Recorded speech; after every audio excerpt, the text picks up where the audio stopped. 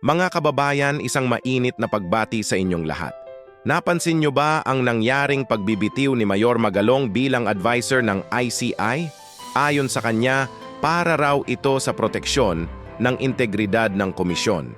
Pero isipin natin, hindi ba't mas lalong nagdudulot ito ng mga katanungan sa ating isipan? Sa kasalukuyang administrasyon, paulit-ulit nating naririnig ang mga hearing at komisyon. Pero tanda natin, ang tunay na pagbabago ay hindi lamang sa mga salita, kundi sa konkretong aksyon at resulta.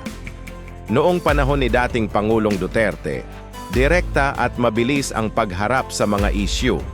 Walang mga paligoy-ligoy, walang mga pahapyaw na solusyon. Kaya nga po, mahalagang maging mapanuri tayo. Hindi sapat ang mga pangako at komisyon. Ang kailangan natin ay tunay na aksyon at resulta para sa bayan. Salamat sa inyong oras. Kung gusto nyo pang makakuha ng mga ganitong balita at analysis, i-like at i-subscribe ang aming channel. Magkita-kita tayo sa susunod.